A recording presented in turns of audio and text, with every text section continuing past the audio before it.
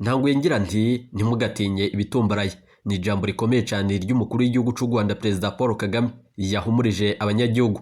Nayo Perezida Ndayishimiye w'igihugu cy'u Burundi ati ndahamagarira urwaruka rwo mu gihugu cy'u Rwanda rwagize imbohe na cyane na bamwe mu bategetsi bo muri ico gihugu, ndabahamagarira na cyane kuronka intererano hama bagaca batembagaza ubutegetsi.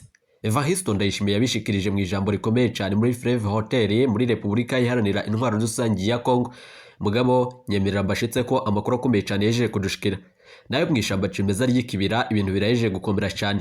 Inkuru ikomeye cyane ku gisirikare cy'u Rwanda RDF n'igisirikare cy'u Burundi FDNB, inyeshamba zigize umugwi na cyane wa FDLR, abasirikare na bamwe mu mbonera kure, igipolisi n'abandi batandukanye. Nyemerera ibikobo binini hafi y'urubibe rw'u Rwanda no hafi y'igihugu cy'u Burundi. Amakuru akomeye cyane yejeje kudushikirana, amakuru ateye ubwoba tugiye tubashitse ko mu buryo bw'idonido. Nsubiye kubaha kaze. Eka rero nsubire ndaguhe kaze nshuti munywanyi wacu kure wumviriza amakuru yacu herereye irya nino ku migane makungu ya kure, abatwumviriza muherereye irya nino mu karere k'ibiyaga binini. Eka ndaguhe kaze nshuti munywanyi wacu kure wumviriza amakuru yacu herereye nga mu gihugu cacu cy'u Burundi, mu makomine agiye atandukanye, mu bisata bitandukanye vy'igihugu. Abatwumviriza muherereye irya nino ku migane makungu ya kure, mwese muhaye kaze muri aya makuru akomeye cyane twabateguriye. Eka rero nsubire ndaguhe kaze nshuti munywanyi wacu kure wumviriza amakuru yacu herereye nga mu gihugu cacu Burundi ku mugwa mukuru wa politiki Gitega, abatwumviriza muherereye irya nino mu gisagara c'ubudandaji Bujumbura, namwese muri mu ntara zitandukanye z'igihugu. Eka rero nsubire ndagukangurikiye cyane inshuti munywanyi kure wajije gupyonda ijambo sabone, kuba tarabikora akariko karyonde gusaba muri komisi video rawanditse ijambo sabone upyonde ko uraco nurakazo no nyine upyonde ko, hama tuje turabana amakuru y'ibigano dutambutsa kuri Burundi News TV. Ndabibutse yuko aya ari amakuru avugwa mu bisata bitandukanye, igisata ca politiki, umutekano n'agateka zena muntu, mukatorizwa n'umugwa amenyesha amakuru muhinga akorera nga mu gihugu cy'u Burundi n'abandi bakorera irya nino mu karere k'ibiyaga binini. Gushika ubu ingingo nkuru turazifatira ku makuru akomeye cyane hejeje kudushikira. Ntimugatinye ibitumbaraye. Ijambo rya Perezida nyenicubahiro umukuru w'igihugu cy'u Rwanda Perezida Paul Kagame yarishikirije ku munsi w'ejo, ubwo nyene yahumurizaga abanyagihugu mu gihugu cy'u Rwanda bari bahejeje iminsi itari mike bafise umutima uhagaze bivanye n'amajambo akomeye cyane umukuru w'igihugu cy'u Burundi yaheruka gushikiriza ubwo yari muri Repubulika Iharanira Intwaro Rusange ya Kongo. Ndayishimiye ati ndahamagarira urwaruka rwo mu gihugu cy'u Rwanda na cyane kwikura ko intwaro yabagize imfungu, intwaro y'agahotoro. Perezida Ndayishimiye akabishikiriza amajambo akomeye cyane ubwo yamenyesheje yuko agiye gutanga intererano ku rwaruka rwipfuza gutembagaza ubutegetsi mu gihugu cy'u Rwanda. Ivyo rero vyaciye bitera umutima uhagaze abatari bakeya. Ndayishimiye mu majambo yiwe akomeye cyane yateye agashavu abategetsi bo nga mu gihugu cy'u Burundi, abanyepolitiki n'abihweza ivya politiki. Baraciye baranigwa n'agashavu bivanye n'ijambo rikomeye cyane umukuru w'igihugu cy'u Burundi Ndayishimiye yarajeje gushikiriza. Noneho aka kanya ibihejeje kuba ntibirateye ubwoba. Perezida Ndayishimiye mu kubona yuko atamutegetsi n'umwe amushigikiye, biraboneka yuko atanguye kuja mu mugambi ukomeye cyane wo kugandagura buri umwe wese na cyane bamwe mu bamwegereye. Umukuru w'igihugu cacu Burundi Ndayishimiye yatanguje umugambi ukomeye cyane wo gutanguza intambara vyeruye mu nyuma z'uko vyari bihejeje iminsi itari mike birimwo igipfungu cece cyane, ibindi bikanyegezwa n'ayandi makuru akomeye cyane ajanye no kwitegura urugamba mu ishamba cimeza ry'ikibira bikanyegezwa. Ariko aka kanya amakuru akomeye cyane hejeje kuja ahagaragara, nyemiratu yabashitse ko mu buryo bw'idonido. Igisirikare cy'u Burundi FDNB gejeje gufata ingingo ikomeye cyane na cyane mu ishamba cimeza ry'ikibira. Iryo shamba biravugwa yuko rero harimwo uruhuriro na cyane runani rukomeye cyane, mu nyuma z'uko bivugwa yuko harimwo inyeshamba z'umugwi FDLR ugwanya igihugu cy'u Rwanda, hakabamo na cyane bamwe mu polisi batandukanye barungitswe muri iryo shamba kugira ngo bandanye imyimenyerezo, imbonera kure n'abandi batandukanye. Abasirikari bobo nisinze. Ni mu nyuma z'uko amakuru akomeye cyane hejeje kudushikira igisirikare cy'u Rwanda coco RDF citeguriye ibigiye kuba. Ni mu nyuma z'uko amakuru akomeye cyane hejeje kudushikira itangazo igihutihuti riciye rishirwa ko umukono n'umukuru w'igihugu nyenicubahiro General Major Ndayishimiye, ari itangazo rifuta ingingo ikomeye cyane umwe mu bategetsi bakomeye cyane nga mu gihugu cy'u Burundi aheruka gushikiriza. Na cyane yashikirije ku munsi w'ejo avuguruza amajambo Perezida Ndayishimiye yaheruka kuvugira muri Repubulika Iharanira Intwaro Rusange ya Kongo Jerome Niyonzima. Jerome Niyonzima arashobora gukugwa mu mabanga umwanya ku mwanya nyuma yo gushikiriza amajambo akomeye cyane atamuje inama w'umukuru w'igihugu nyandicubahiro General Major Evariste Ndayishimiye yabishize ko umukono. Dufatiye ku makuru akomeye cyane hejeje kudashikira biraboneka yuko ibintu bejeje kuyangara mugabo iyi ngendo iriko nanone irabonekamwo abategetsi batari bakenga mu gihugu cy'u Burundi. Umushikiranganje wa mbere Gervais Ndirakobuce bataziranda kugarika bihejeje kumenyekana yuko yo bagira abigenderemo. Amakuru akomeye cyane hejeje kudushikira remeza yuko umukuru w'igihugu cy'u Burundi Perezida Evariste Ndayishimiye afashe ingingo ikomeye cyane yuko umwanya ku mwanya mushobora gutangura kumviriza urwamo rw'inko mu ishamba kimeza ry'ikibira huko amasoko yacu avyemeza. Muri komine Mabayi biravugwa yuko rero batanguye kumvikana urwamo rw'amasasa mu nyuma z'uko bumvikana kandi mu majambo akomeye cyane bavuga yuko rero bikekwa yuko rero ho bahatangwe imyimenyerezo kadundura hamwe abasirikari imbonera kure n'abandi batandukanye. Biravugwa yuko rero muri komine Mabayi ibisasu bitandukanye na nivyo rero biriko biratorokira impande z'abanyagihugu. Abanyagihugu rero bakagaragaza ico banigishika yuko umwanya ku mwanya ibitero kadundura vyo bigiye gutangura kugabwa. Bibaye mu nyuma z'uko igisirikare cy'u Rwanda RDF giherutse gutangaza yuko citeguriye umwasi. Ni mu nyuma z'uko umukuru w'igihugu cy'u Rwanda ku munsi w'ejo yashikiriza amajambo akomeye cyane na cane kuri barya bose bumvikana mu majambo akomeye cyane yo kugerageza na cane kugumura urwaruka rwo mu Rwanda. Ubwo ni Perezida Evariste Ndayishimiye kumuhinga na cane kandi nk'imboneza yamye mu majambo akomeye cyane yo gushikiriza ibijanye no gutanguza umugambi ukomeye cyane wo guhirika ubutegetsi mu gihugu cy'u Rwanda. Gutembagaza ubutegetsi bwo mu Rwanda biragoranye cyane. Perezida Evariste Ndayishimiye ivyo yashikirije ni ibintu bikomeye cyane bigiye guca bikwegera Burundi bwose akarambaraye. Mugabo dufatiye ku majambo akomeye cyane duhejeje kuronka, nyemerera dutangurire kuri aya makuru akomeye cyane ahejeje kudushikira nga mu gihugu cy'u Burundi. Bibaye mu nyuma z'uko umukuru w'inama nshingamateka y'u Burundi Daniel Geras Ndabirabe ahamagarira abarundi kwinjira mu gisirikare kuko nanone kubwiwe naho bopfira ku rugamba bazoba bagiye mu ijuru kubera na cane kwitangira abandi. Ivyo umukuru w'inama nshingamateka yabitangarije muri komine Gihanga mu ntara ya Bubanza inyuma rero y'ibikorwa rusange vyabaye ku igerekerezo ry'13/0 mu mwaka wa 2024. Daniel Geras Ndabirabe imbere y'abanyagihugu benshi hamwe n'abajejwe umutekano bari bitabiriye ivyo bikorwa rusange yagize ati: ku basirikare n'abasirikari biroroshe kuko nanone bobo bakubwira ko nanone babarungitse muri misiyo, hanyuma ugiye rero muri misiyo bakakugirira harya rero uba upfuye nk'umugabo.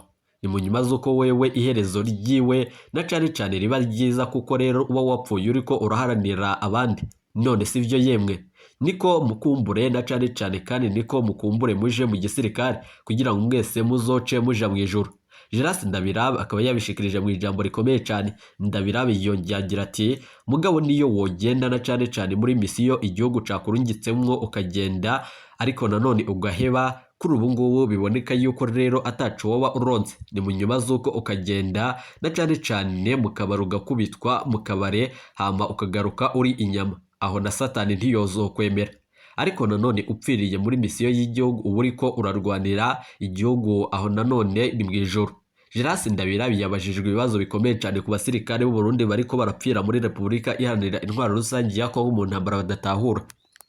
Bamubaza niba abo basirikari bose barungikwa mu ijuru. Geras Ndabirabe yabuze icyo yishura bamwe bari bagize ico ciyumviro. Ariko dufatiye ku makuru akomeye cyane hejeje kudushikira biraboneka yuko igisirikare cacu cy'u Burundi conondekaye mu nyuma z'uko ibiki vy'abasirikari ari bikeye. Nga mu gihugu cy'u Burundi turafise umutima uhagaze. Perezida Evariste Ndayishimiye agasabwa n'abatari bake na cane kwivuguruza kuri ayo majambo.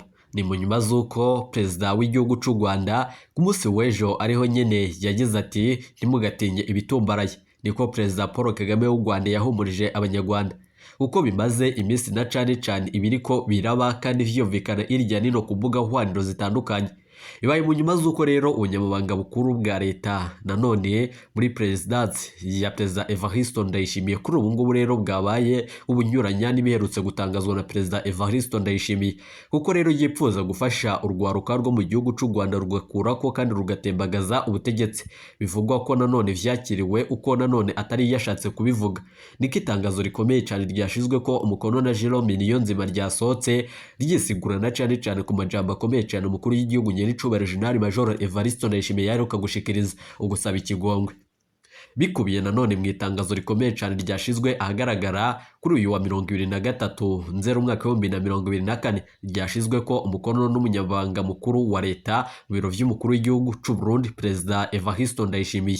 Uwo munyabanga akaba ari Jerome Niyonzima. Ibitangaje kuri ibi vyose ni ritangazo na cane ritangira risaba kandi rigatangura risa nanone nirivuga ko nanone ijambo rya Perezida Ndayishimiye ryakiriwe n'abatari bake kandi rigasobanurwa uko ritari, ngo nanone hagendewe ku itangazo ryashizwe agaragara na guverinoma y'igihugu kibanyi c'u Rwanda kwa 22 Nzeri umwaka wa 2024. Guverinoma y'u Rwanda igendeye ku vyatangajwe na Perezida Ndayishimiye na cane ku Imana uheze umwaka wa 2024 hari ku igenekerezo rya 2021, yahamagariye urwaruka na cane abari bitavye ibiganiro vyiwe baba 500. Ni mu nyuma z'uko yamaganye imvugo rutwitse na cane yavuzwe na Perezida Ndayishimiye, aho yavugiye ikinshasa ko yipfuza gufasha kandi agatera intererano urwaruka rwo mu gihugu c'u Rwanda rugatembagaza ubutegetsi, kuko nanone ngo ubwo butegetsi bw'u Rwanda bwagize urwo rwaruka imfungwa. Mu itangazo rikomeye cyane ry'u Burundi, leta y'u Burundi yejeje gushira ahagaragara bwo bwavuze ko rero atari vyo yashatse kuvuga. Ivyo ni ivyama bivuguruza umukuru w'igihugu nyir'icubahiro General Major Ndayishimiye. Mu itangazo leta y'u Burundi yashize ahagaragara ku munsi w'ejo, nanone bavuze yuko ubutumwa na cane Perezida Ndayishimiye yashatse gutanga bwumviswe nabi. Ni mu nyuma z'uko amakuru akomeye cyane mugabo mbibutse yuko no mu gutangura umwaka mushasha wa 2024 Ndayishimiye yashikirije amajambo akomeye cyane, ariko umunyabanga mukuru w'umugabo uri ku butegetsi wa RDF Colonel Senateri Reverien Ndikuriyo acatuma ko inama y'abamenyesha makuru, mu nyuma acavuguruza kandi anyuranya n'amajambo akomeye cyane yari yashikirijwe n'umukuru w'igihugu nyir'icubahiro General Major Ndayishimiye. Colonel Senateri Reverien Ndikuriyo ndagira ngo abavyumvirije mwarumvirije yuko yiyamirije kure ibijanye n'amatati ari hagati y'igihugu c'u Burundi n'igihugu c'u Rwanda, ahubwo akabandanya avuga yuko hakwiye gushigwa ibiganiro kandi bikabandanya mu migambwe, waba umugambwe uri ku butegetsi mu gihugu c'u Rwanda FPR canke umugambwe uri ku butegetsi nga mu gihugu c'u Burundi CNDD-FDD. Ahubwo ivyabandanije nga mu gihugu c'u Burundi nk'ivyo Jerome Niyonzima yashikirije, yavuze yuko ahubwo ngo ko habayeko na cane ibijanye no gukabiriza no kuyovya abantu ku vyatangajwe na Perezida Ndayishimiye. Umunyabanga mukuru wa leta muri Perezidansi y'u Burundi Jerome Niyonzima muri iryo tangazo abandanya avuga ko nka Perezida Ndayishimiye ujejwe urwaruka mu muryango wa Afurika yunze ubumwe yavuze biriya ubwo nanone yasubizaga impamvu urwaruka rw'u Rwanda rutitabira inama mu karere. Ni mu nyuma z'uko rero ngo ziba zateguwe na cane mu gusangizanya ibitekerezo. Nanone akavuga ko yiyemeje kuzatuma ruvyitabira kandi ko navyo nanone ari inshingano yo guteza urwaruka rwa Afurika imbere. Perezida Ndayishimiye biraboneka yuko abategetsi babona yuko amajambo akomeye cyane yaheruka gushikiriza ari amajambo na cane akwega akarambaraye na cane nga mu gihugu c'u Burundi. Mugabo murumva ingendo na cane yo kuvuguruza amajambo y'umukuru w'igihugu nyir'icubahiro General Major Ndayishimiye ashobora gukwega akarambaraye. Umukuru w'igihugu vyamuteye agashavu, kuri ubu ishavu ririko riraniga bivanye n'ayo majambo akomeye cyane kuri ubu ngubu Jerome Niyonzima yahejeje gushikiriza mu itangazo rikomeye cyane. Jerome Niyonzima bandanya avuga yuko rero ibiriko biraba mu nyuma z'uko abanyagihugu na cane bafise icoba n'igishika na cane ku bijanye no gucana umubano. Ndayishimiye ndabibutse yuko tutaravye ibijanye n'ayo majambo akomeye cyane Jerome Niyonzima yaheruka gushikiriza, umukuru w'igihugu nyir'icubahiro General Major Ndayishimiye akatari gake yahamagariye abatari bake kwankana. Ndayishimiye yibanda ku moko atandukanye. Mu gihugu c'u Burundi harimwo amoko atandukanye, bigashikirizwa na bamwe mu begereye Perezida Ndayishimiye, aho babona yuko ubwo butozocika nga mu gihugu c'u Burundi. Ibi bibaye mu nyuma z'uko abanyagihugu bo basaba yuko umurundi wese ategerezwa kuba umwe kandi akaba mugenzi wundi.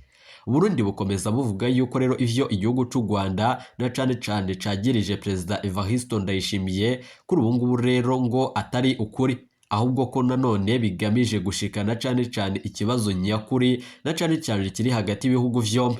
guverinoma y'u Burundi ishinja kandi ikagiriza igihugu cy'u Rwanda gufasha umutwe w'inyeshyamba wa Red Tabara. Uyu mwari wa Red Tabara ufatwa nk'uw'iterabwoba ngaha mu gihugu cy'u Burundi, ni mu nyuma z'uko ni mu gihe nanone abarwanyi na cyane kuri ubu ngubu leta y'u Rwanda yo yabihakaniye kure.